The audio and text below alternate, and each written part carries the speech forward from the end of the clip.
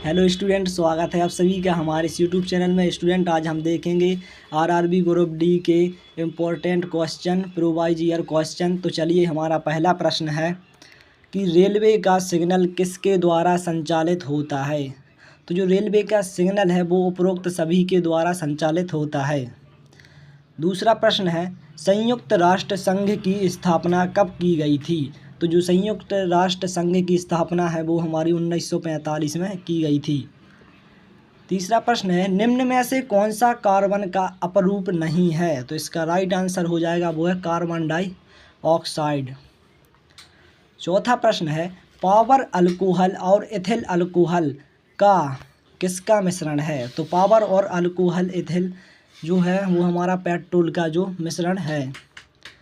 पांचवा प्रश्न है, BARI का पूर्ण रूप क्या है। तो इसका राइट आंसर जो है वो हो जाएगा भाभा एटॉमिक रिसर्च सेंटर।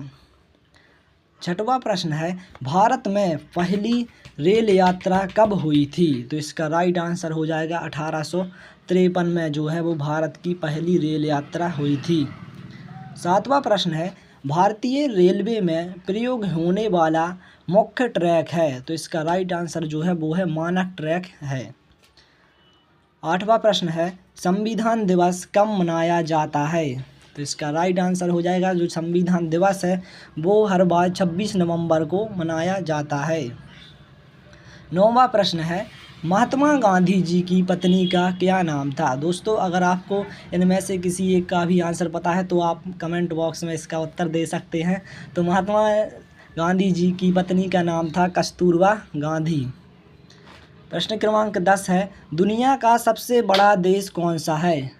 तो दुनिया का जो सबसे बड़ा देश है वह रूस है, और जो क्षेत्रफल की दृष्टि से बड़ा है और जनसंख्या की दृष्टि से बात कर ली जाए तो वो हमारा भारत देश बड़ा है।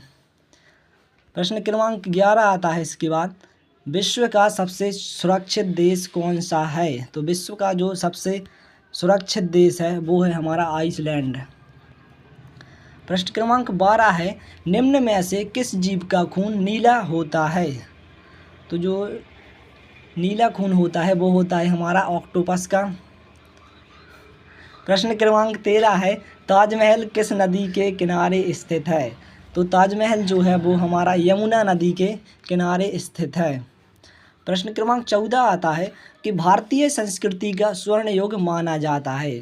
तो जो भारतीय संस्कृति का स्वर्ण युग है वो हमारा गुप्त काल को माना जाता है। प्रश्न क्रमांक 15 है कि बक्सर का युद्ध हुआ था। बक्सर का जो युद्ध हुआ था वो हुआ था 22 अक्टूबर 1764 को हुआ था। प्रश्न क्रमांक 16 आता है, भारत में कितने वर्ष के अंतराल पर जनगणना होती है। तो इसका राइट आंसर है वो 10 वर्ष के अंतराल पर भारत में जनगणना होती है। प्रश्न क्रमांक 17 है, डायनेमो का आविष्कार किसने किया था। तो जो डायनेमो का आविष्कार है वो माइकल फैराडे ने किया था। प्रश्न क्रमांक 18 है, जीवों को वर्गीकृत करने की प्रक्रिया को कहा जाता है। तो जो जीवों को वर्गीकृत करने की प्रक्रिया है वह पारिस्थितिकी कहा जाता है। दोस्तों, वीडियो अच्छी लगी हो तो वीडियो को लाइक और चैनल को सब्सक्राइब जरूर कर लेना।